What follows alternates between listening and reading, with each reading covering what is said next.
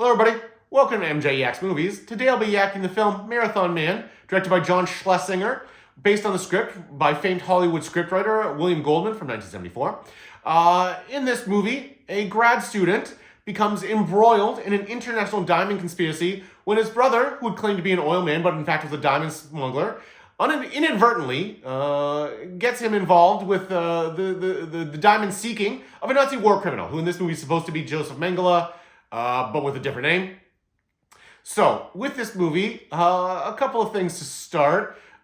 This movie is pretty good overall, a 1970s conspiracy thriller with some World War II revenge fantasy aspects kicked in.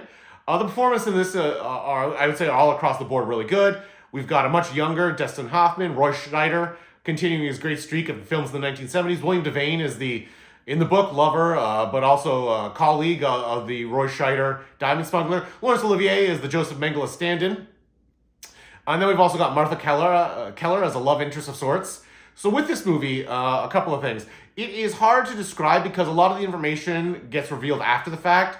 So you don't know that the Joseph Mengele character's brother is his brother until later on. You don't know that he hadn't been to America until later on. So on and so on and so on.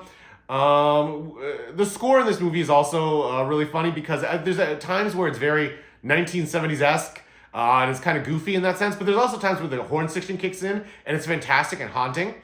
The Martha Keller character in this one may or may not be the recipient of a bad acting or a bad accent award because she is supposed to be maybe German, we're not sure. She's supposed to be a double agent of sorts. But in the movie, many times over, she's portrayed as being French. Except her French is clearly that of a German-speaking French, so if that was an accident, it's a hashtag bad accent work, but if it was a casting decision, they really nailed it. Laurence Olivier in this also has one of the greatest scenes I've seen in a long time, insofar as horror dawning on somebody, where the Mengele character at one point in the movie goes to the Diamond District in New York to discover what his blood diamonds are worth, and in the process, Holocaust survivors start recognizing him for who he is, which if you're a Nazi war criminal, that's got to be real harrowing adventure. This movie also features jogging or running at a time when it was still somewhat of a fad, let's say. For many viewers of this film when it first came out, it must have been still something of a new idea or a new concept, as it turns out. I would say, for me, this movie... Oh, also, the ending of this movie was changed. So the ending was originally much harder with the Dustin Hoffman character murdering the Mengele character, but in the version that was released, the Mengele character just accidentally falls to his death, which obviously is a much different ending, tonally. So yeah, for me, I would say between yay, nay, and in between. This one for me is probably a nay. I don't think it's that essential to 70s viewing overall.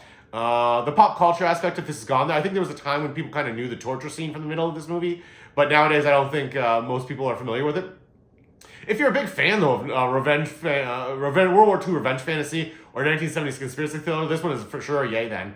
But let me know what you guys think in the comments. Like and subscribe. Cheers.